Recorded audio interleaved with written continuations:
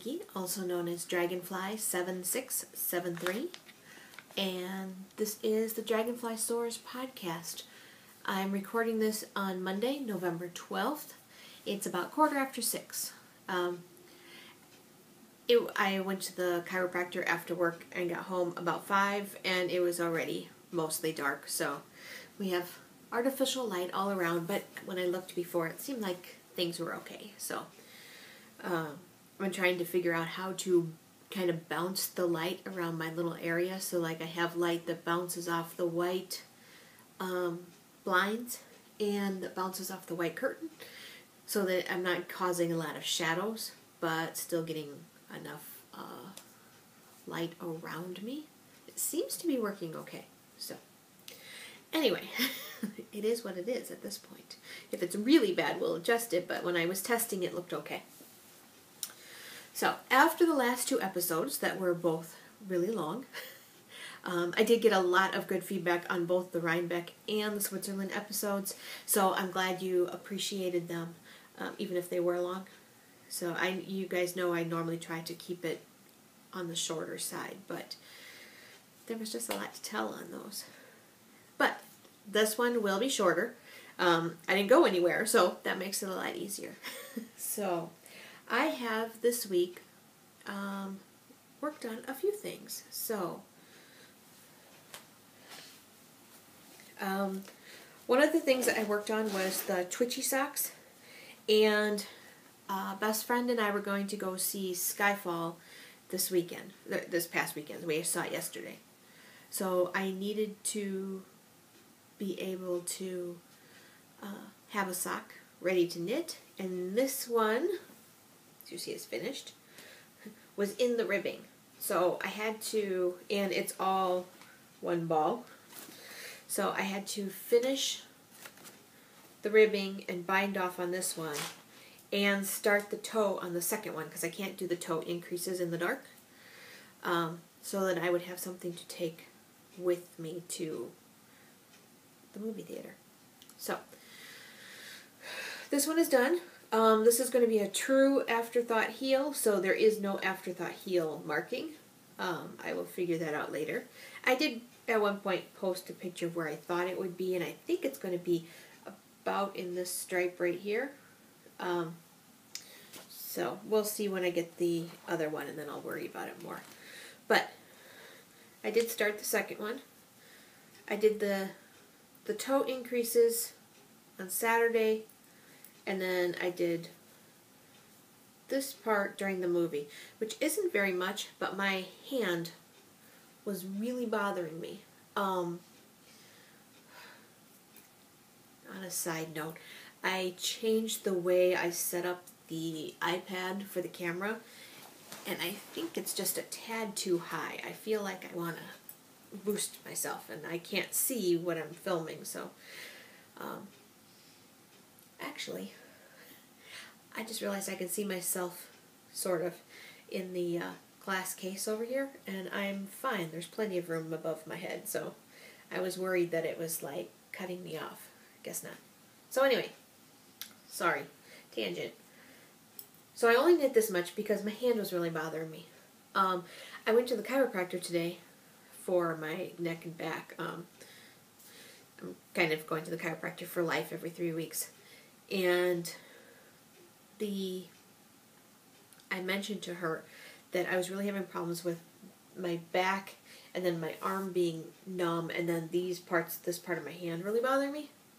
And so she went and checked it, and she actually popped my arm, my elbow, and my wrist and reset a whole bunch of it. So it is sore right now, but it's more mobile. So I think whatever she did really helped, because like I said, these fingers were going numb, and it wasn't from over knitting, because I actually had not been knitting very much. I've been trying to keep it down, so which is part of the reason I didn't knit very much on these during the movie. So anyway, and though these are not going to match, if you see, I ended with the blue up here, and that's exactly where I started here, because I just started it. I've told you before that when I try to match socks, I will actually make a point of starting the toe like right at a color change. So right here where it starts to change between the blue and the white, I would use that as the start of my magic cast on, and there would be one little strip of one color, but then I would be able to duplicate it on the next sock. I wasn't going to try on these socks. I didn't care. I didn't plan this. This had a whole lot of pink on a tail, and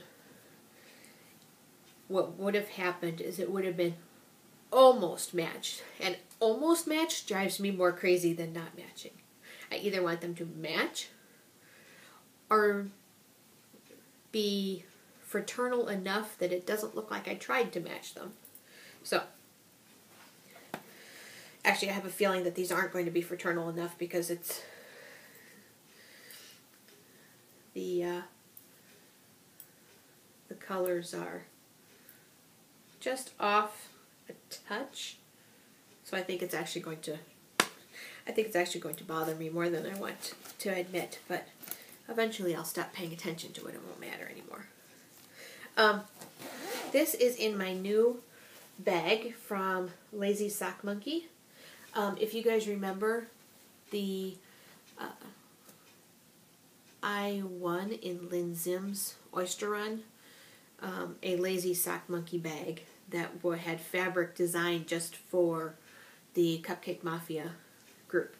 This was just on her website.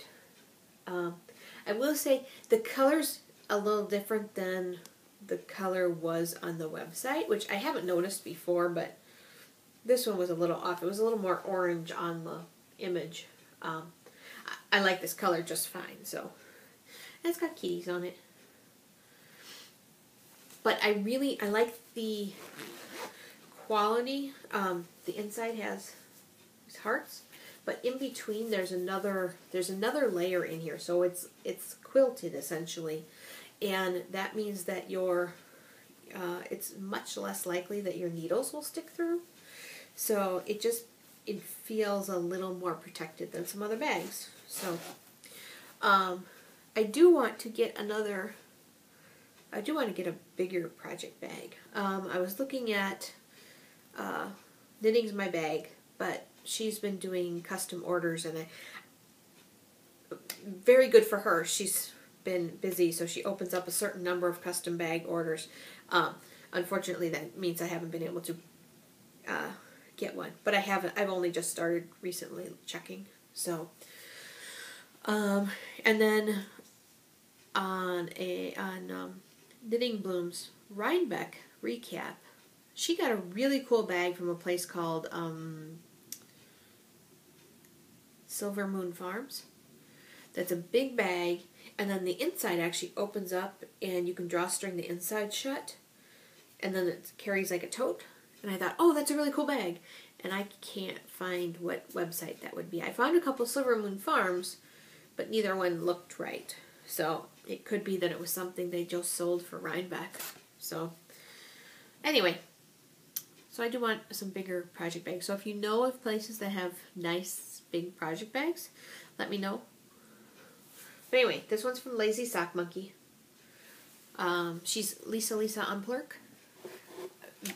Quick service, excellent bag. I really like it. And that's my Twitchy Socks. I also have worked on the Everlasting Love Shawl. And this, of course, is the bag that was specially made for me. Not for sale. Not an Etsy shop, just made for me. It's become my constant companion because I always have this with me. In fact, I've even been taking it to work because I'm on some rows that are easy to memorize. So I finish it. I think I told you that there was the really complicated chart with the lotus flower, and then I told you that there was a small chart that was just some more netting. Well, I finished that chart with the netting. That was 8 rows, and then I finished one pattern row and one rest row on the next chart. So I'm actually on the very last chart now. which adds a little detail to the outside. It is about 25 rows because I am finished with row 176 out of 200. So the row 200 is actually the bind off row. It's a crochet bind off, but I'm not there yet, obviously. So, but the rows right now are at least easy to memorize, which the last chart was not easy to memorize. So, and the repeats are much, much smaller. A repeat is only 16 stitches. I actually have my markers at 2 repeats because I figured within 32 stitches I could, you know, fix a mistake, which I have to do sometimes. So, but that means I got 10 rows done since the last time you saw it. So I'm really happy with that. That's much better progress than I've made. And part of that was because the netting rows are a little boring. I mean, it seems like it would be so nice to have a rest row, but at the same time it was like, okay, I've done this. I'm just going round and round and round and round and round and round and round. And there are a lot of stitches on there. And so, how many stitches are there? I do not remember. It takes me a couple hours to go all the way around. There's over 700 stitches in a round right now. So, it takes a while. The other thing I did this week that I have not done in a while is I did some spinning, which the spinning wheel had gotten put away while we were doing the flooring, and then I was at Rhinebeck, and then I was in Switzerland, and then I just was exhausted. So I finally dug out, I finally got to do some spinning, and I am still spinning on the Knitty in Color. It's a braid, 50% merino, 50% tencel, called Sunburst. I'll post a picture here of what it looked like in the braid.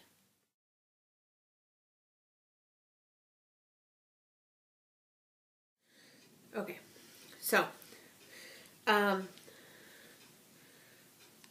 this is a wraps per inch tool I got from Magical Moon.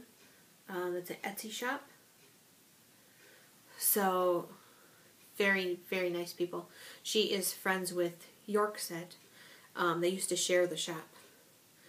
Anyway, so this is my wraps per inch tool. According to this, I'm getting about 25 wraps per inch. This one ended mostly on yellow. This is the first 2 ounces. Downstairs, I have started the second 2 ounces, but I didn't want to remove it from the wheel. And I don't have pictures because I should have taken pictures yesterday and when I could take it outside and get decent color, but I totally forgot about it. So I'll make sure I get pictures. When I have the 2 albums, I'll get pictures in before I apply them. So a friend of mine who is not a spinner, I had breakfast, coffee, knitting, we grabbed lunch. We didn't actually eat lunch together, but we spent basically all morning together on Saturday. She asked me a couple of questions about spinning. And one of the questions she asked is, because I brought all the stuff that I had gotten from Rhinebeck and Switzerland with me so that she could see it. So I came in with this big bag looking kind of like Santa Claus, except for I wasn't really giving gifts.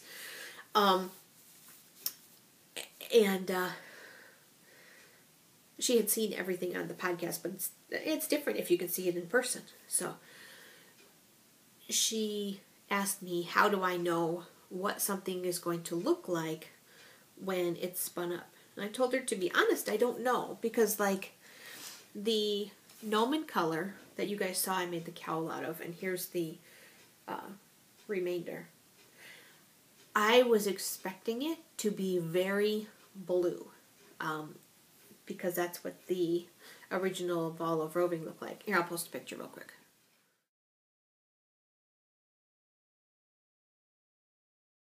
So I had expected it to be very blue, and it turned out, because of the way I spun it, I lost some of the color because they visually blended together.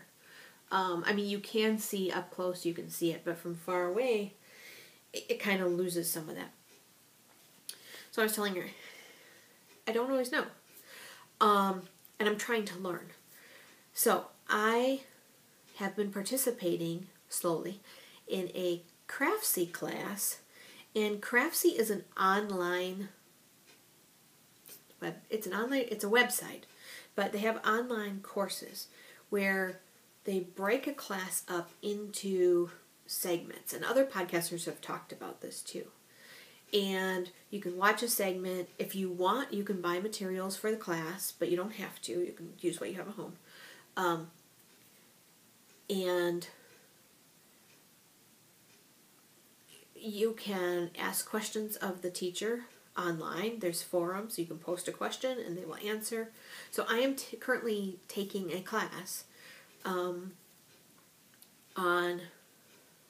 it's called Spinning for Color.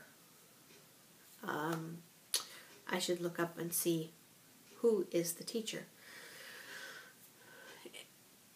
And the class so far, I've just done the first few segments.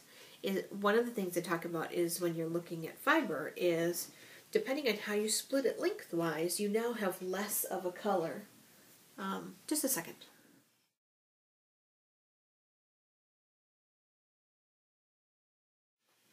Okay, so as long as I was doing that, I also looked at the Craftsy class. The Craftsy class is Spinning Dyed Fibers with Felicia Lowe. And I will, of course, link that in the show notes, like always. But like one of the things they talk about, without giving too much of the class away, this is my Into the World, the September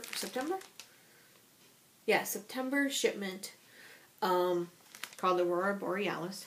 It was handy and had big chunks of color. So this has lots of different colors. It has purple, navy, turquoise, green, a different green. So if I were to spin with this big piece and use all the purple at once, I'd have a big piece of purple. And then I'd have a piece of blue, and then I'd have a piece of turquoise. If I split this, I'll still have a piece of purple, but it's not going to last nearly as long on the yarn, because there's just not as much fiber to go with it. So that's one of the ways you can kind of look and kind of think about them. The thinner you make them, the more likely they are to kind of blend together. So you can make it thin but still work off, the big pieces of color, or you can go ahead and make them smaller and let things blend together. That also, it'll affect how you ply. If you make these practically even and then ply them together, then the purples, within reason, are going to line back up. The blues will line back up, and it'll be more concentrated again.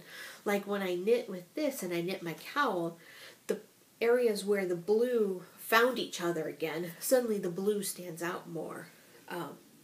So anyway, so that's part of it. And in a lot of cases at this point, I don't know what something's going to look like. I wing it. And as far as knitting, I'm a process knitter. I knit because I want to go through the activity. That's one of the reasons I tend to do kind of almost epic projects, which I'm sorry, sometimes you see the same thing for months, because I tend to do projects that are very long. I like that, though. I like being able to work through something like that. I like trying something new. And that's and I like a little bit seeing what will happen. And right now, with knitting, I know what's going to happen. I mean, I know it will turn out like the finished project. And a lot of times then, I like shawls. I love knitting shawls. Do I wear shawls? not very much. They are hanging on a thing here. Sometimes I will wear them if I'm chilly, but unless I think about it, I don't grab them. But spinning for me is still very much a process thing. It's a, well, I'll see how it comes out type thing. It's a, I'm going to try something a little different. Roving is not that expensive, and I feel like it's an area I can play. So, so that was kind of my answer to her. I talked to her a little bit, and then I also said a lot of it, especially at this point, is, I don't know. I'll see what it does.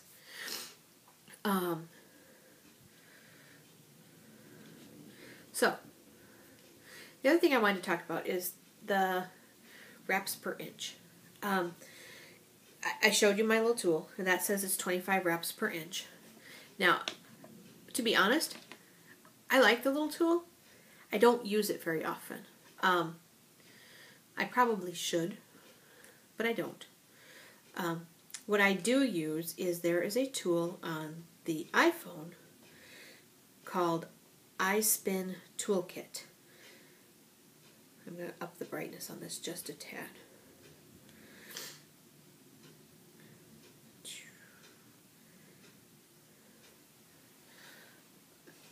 It always goes away. I will take a snapshot and let you guys. Alright. I'll put a snapshot in here.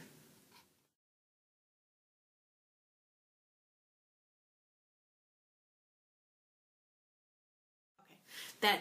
That's called a splash screen when it comes up and tells you what the application is. And on a lot of applications, I think they linger there too long. This one goes by like that. It's like I go to show you and it's gone, so I took the screenshot. Anyway, so it's the iSpin Toolkit.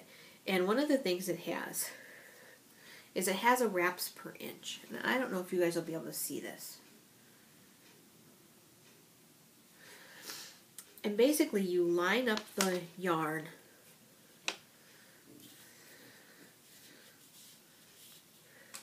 and figure out about which one it would line up with. And I can't see what I'm doing here, but you line it up on one of those white lines. If you guys saw the white lines. I will hold it again steady and hope that it focuses. Okay. I'll take another screenshot just in case. So you line the yarn up on those white lines, and it tells you approximately how many stitches. I have a tendency, because it says to make sure, you know, wherever it lines up, and then there's there's a little bit of red in the line, I tend to overestimate, and then I realize later that, like this one I thought was about 18 wraps per inch, and then I actually did it as 28 wraps per inch because I don't believe in my own skill enough, I think. But then it has a chart that tells you for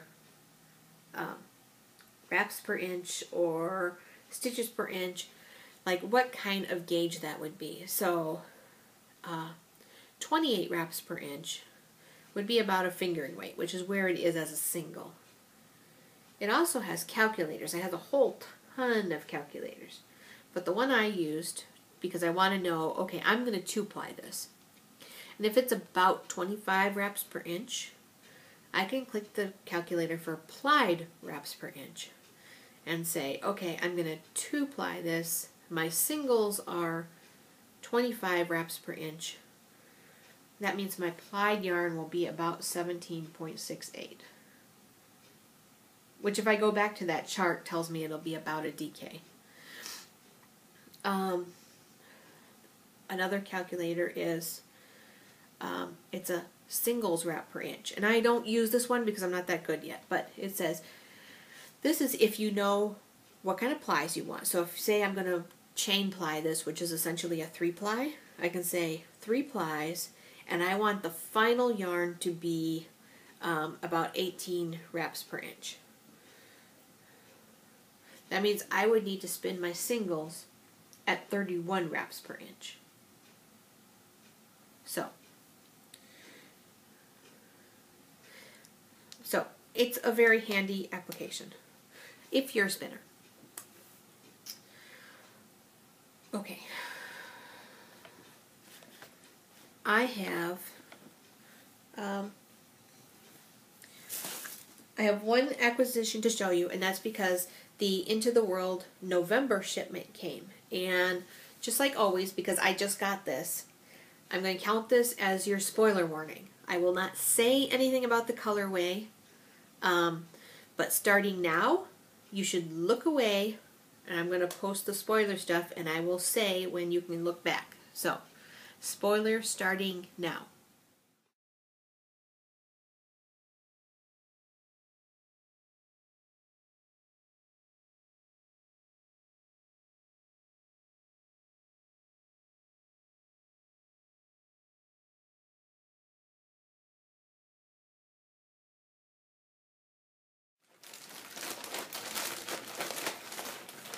I like this colorway. I think it's a variety. It's a different from what the last few we've had. As always, I love her color sense. Part of me keeps thinking that I really should cancel this club because I have so much. But to be honest, I'm a little afraid that if I cancel, I never get back in it. So, spoiler is done. I don't know.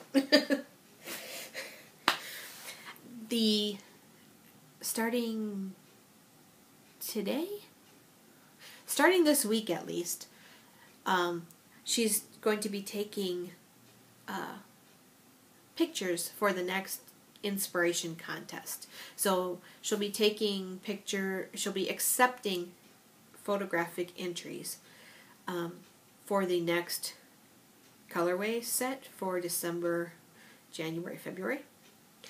I am waiting to see what the theme is. Because like in the past I was a little sad I didn't get some of the other themes because I didn't even know they existed. So I'm kind of thinking that's where I'm at. I might go one way or the other depending on the theme. Now, on the other hand, I said that I wasn't going to buy more yarn or anything until next year's, you know, big festivals, Stitches and Rhinebeck if I go again. And I kind of like the idea that I still have one thing coming every month. You know, it takes the edge off, so to speak, you know. If you know, you can survive a couple weeks without something when you know something, you know, you're getting a present in the mail, essentially, even if it's a present from yourself. So, I don't know. Right now I'm staying put.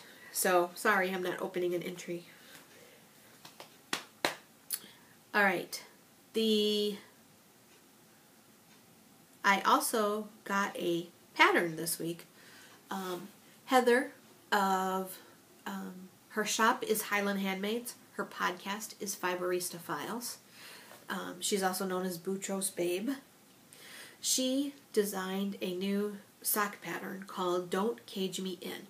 And I'm stealing her main pictures. I'm hoping she'll forgive me since I'm going to credit her that they're hers. But I wanted to share her pattern. And I didn't have a chance to print it off. And this is just easier.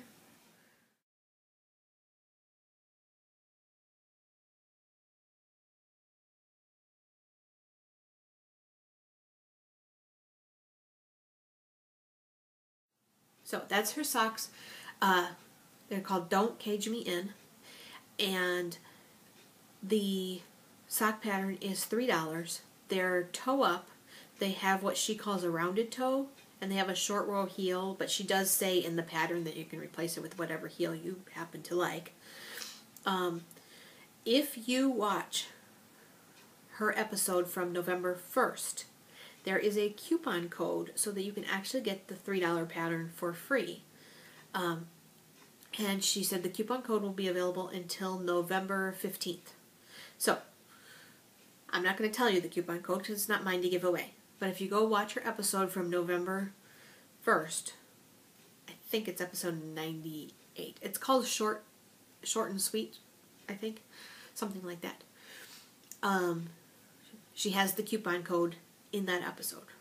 And if you're not watching her, you might want to try her because she's nice, she's fun, she's very down to earth, she's very real. She's friends with Katie of Knitting on the Fly, so sometimes they podcast together. So, I wanted to share that with you.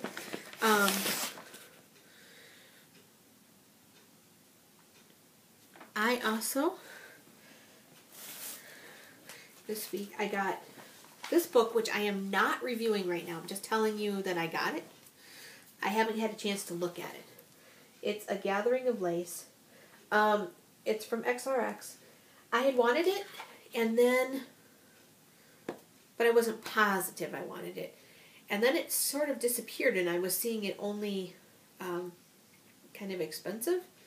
And then I found it on Amazon again. So it's supposed to retail for $30. I'm sure I didn't pay $30. But it wasn't that discounted. I want to say I paid about $25, but I'm not positive. Don't quote me. That book has been around for quite some time. I will, when I have more time to look over it, I will do an actual review. That wasn't a review. That was just a, hey, I got this. I also got Interweave Knits in the mail. And Interweave Knits sometimes is kind of hit or miss for me. And I think I don't always like the winter months as well, but I'm not positive. I haven't actually looked and compared. But I did find, we always laugh that sometimes what you see in the ad is actually what interests you more. I liked this pattern down here. And it says that it is free on the Barocco website. It looks like a very simple stitch cowl. So, and I thought it might look nice. I know it's for their yarn, but it might look nice in handspun. So, there are the regular gadgets and gizmos.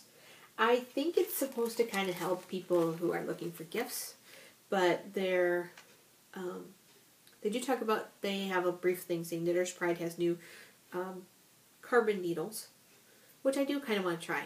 But then it's talking about the Ottlight. Most of us know about that. I mean, this one's a craft caddy, but it's not, I don't know. That's not exciting to me. And a stitch and motif maker from Knitting Software. That one is probably interesting if you are a designer. I'm not a designer. Oh well, so. So I wasn't that interested in their gizmos this week. Or this month. They have an article about a woman who combines machines with knitting. They show the Wii knitting game from 2009, which I'm guessing didn't take off because I don't understand why you would want to virtually knit something when you could knit for real. And I'm not sure how this motion with the Wii controller equals knitting. Alright, so I didn't really like this. They had their yarn review, which is pretty good. They did have some sweaters. Nothing that caught my eye. Nothing that I hated. I mean, we've seen where there's some where I go, ooh. There was not anything like that. It was just nothing felt special in this particular one.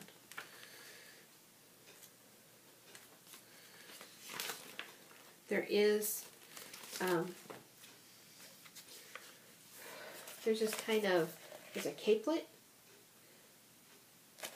which is, I actually like the fabric. I like the random flowers.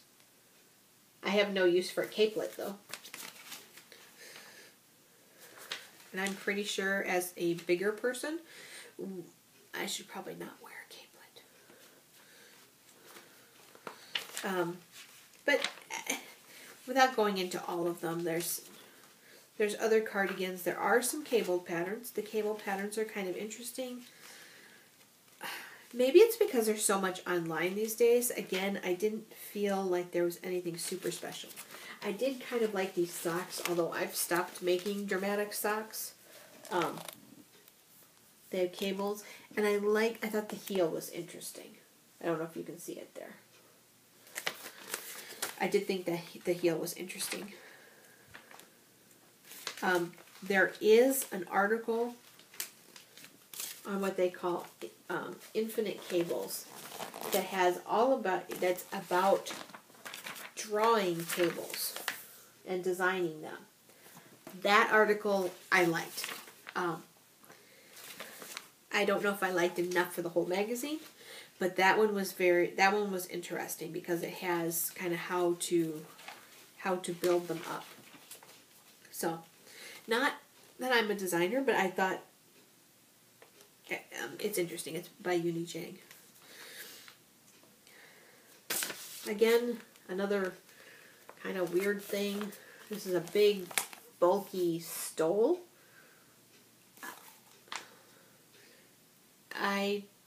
It doesn't even look cute on her, and she's cute. So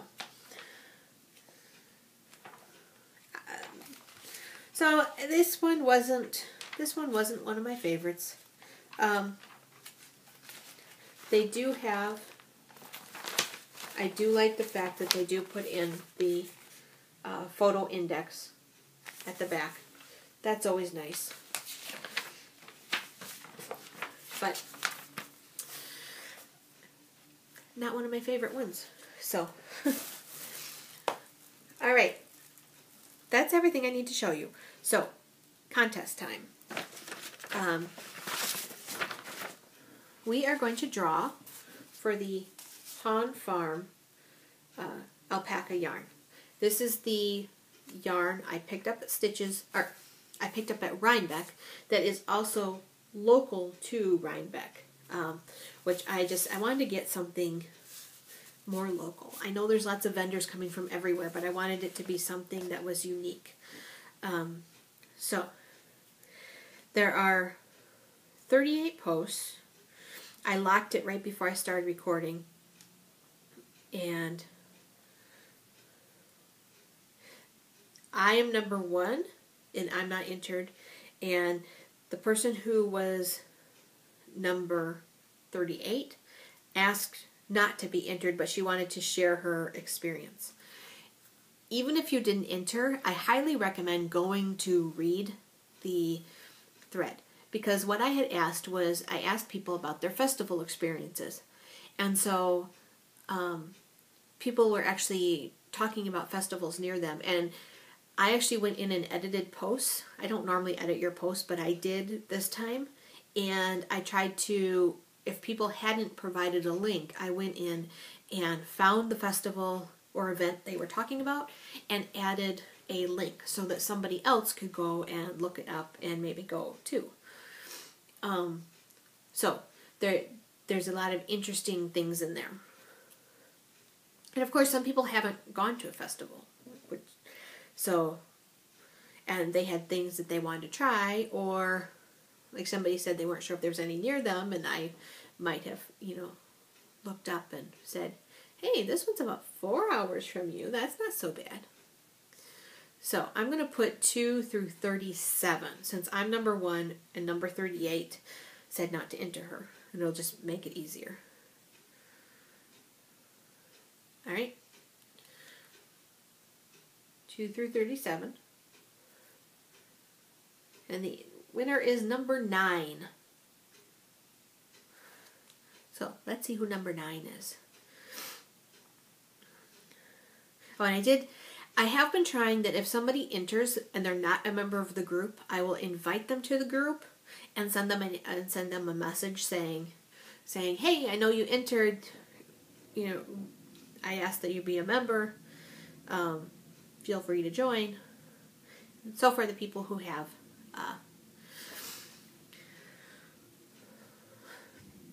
joint. All right, number 9 is Lynn Celine. So, and she is from Nova Scotia, Canada. Her name is Lynn, and she said she hasn't been to a festival because there are very few events going on in Nova Scotia, but she has another friend who she does taught to knit who might be convinced to go to a fiber festival, and so they are thinking of possibly going to she wrote the Maine Fiber Fest, but I'm pretty sure she means Maine Fiber Frolic. So I put a link in that post for Maine Fiber Frolic. Heather of Highland Handmaids, who we talked about earlier, actually in the past has been a vendor at Maine Fiber Frolic because she's from Maine. I don't think it's a guaranteed spot. I think she had to apply. I think that's the way most of them work. I think I'm not a vendor, but I think on most of them you have to apply and then get accepted to be a vendor. So that was the Rhinebeck yarn. So Lynn, get in touch with me. Send me your full name, including last name, so that the post office will be happy, and your address. And I will send it out to you as soon as possible. I always no later than Sunday, because I don't want to record another episode and not have sent it out. So usually I will send it sooner. At the worst case, I will send it over the weekend. My post office, aside from federal holidays, like today is Veterans Day in the U.S., if you are a vet, know a vet, love a vet, tell them thank you.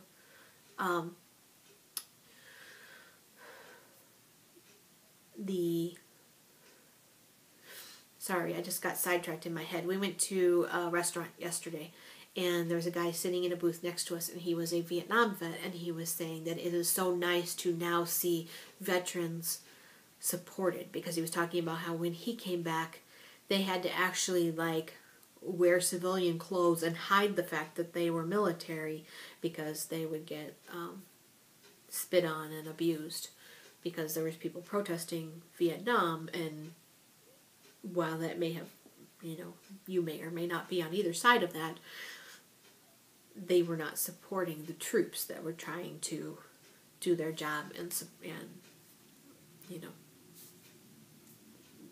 be part of our American military. Regardless of your feelings on whether we belong someplace or not, the military personnel are doing their job and doing it well. And doing it for us. So, anyway, and he had been telling the waitress, and I overheard, and I remember my mom saying the same thing. So, anyway, I forgot where I was going.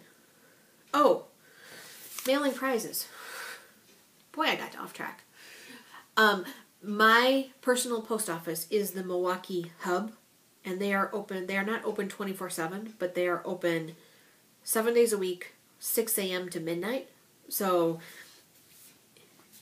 Sunday at the very latest is when I will mail it out.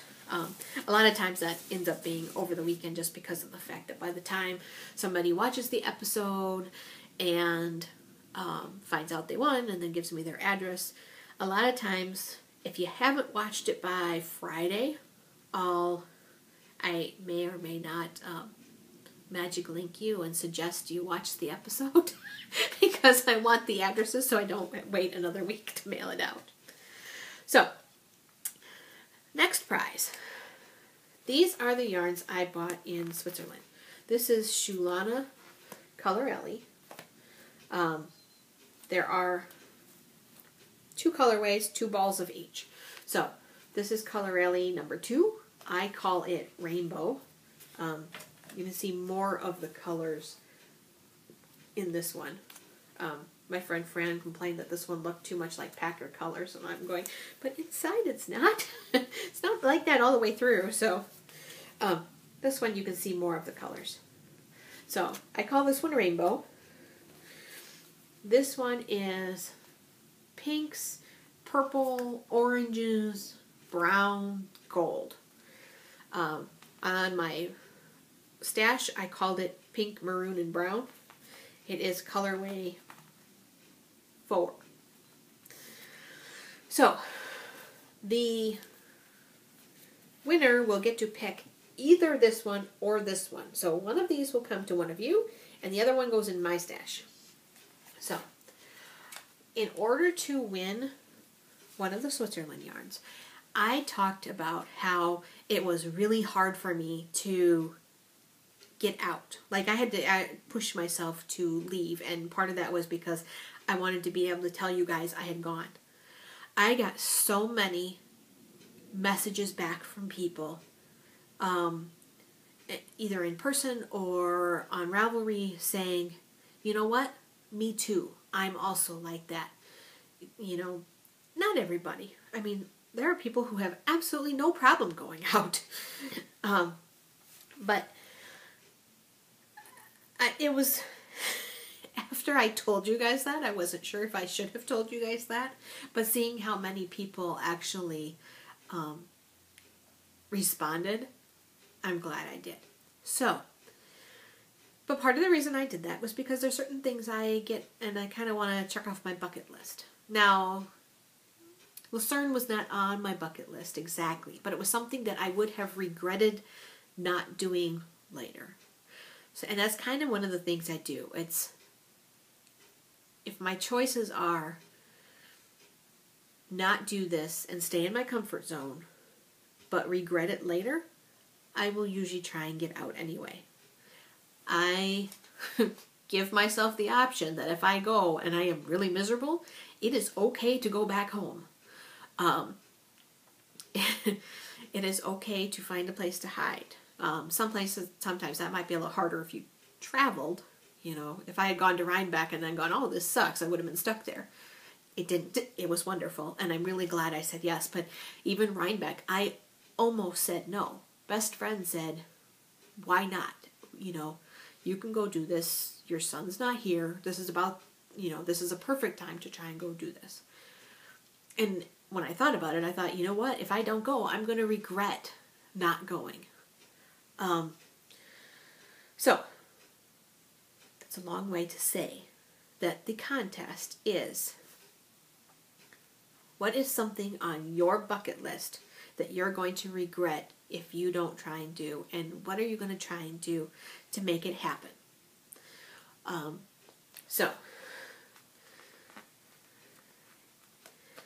I'm trying to think of one for me now, because I actually did a lot more than I have in the past. So, you know, some of mine were going to a knitting retreat. I did that. I went to Unique Sheep, going to Rhinebeck. I've been doing that a lot more. So,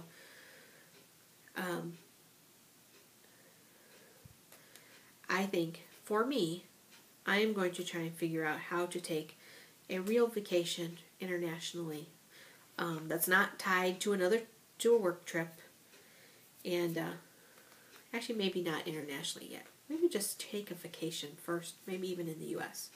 But I want to go on a trip and explore. And I need, in order for me to start doing that, I need to actually start thinking of where I want to go, find out costs, start saving, and maybe even, and sometimes this is what I have to do so that I go book it. So, that will be mine. I want to go on a vacation and explore. Even though at some point I will probably scare myself to death. But that will be my thing. So, what is on your bucket list that you're going to regret if you don't do? And what are you going to do to make it happen? And which colorway? If you win, which colorway do you want? The rainbow or the pink, maroon, and brown? I will start that thread when I start the, when I post that the episode is up. Alright. That should be everything. I'm looking real quick at my notes. Yes. I keep putting the Malice in Wonderland shawl in my show notes because I still want to do it. The yarn is still set aside. So, Yeah, I hardly ever talk about it, but it's still there. Yeah, I haven't forgotten about it. I just don't want to start it until the Everlasting Love Shawl is done. So, I will see you guys all next week. I will draw for this one 2 weeks from now. So, next week is the Monday before Thanksgiving, which totally snuck up on me. And the following week is when I will draw for this. I also talked to Allison from Australia, and we were kind of brainstorming a couple ideas for future contests, and I will let you know those details soon. They are some ideas for 2013. I've decided I'm not going to do them right now with Thanksgiving and Christmas coming up, but we will start them in 2013, and then I will share them as it gets closer. So, I will talk to you guys all later. Bye now.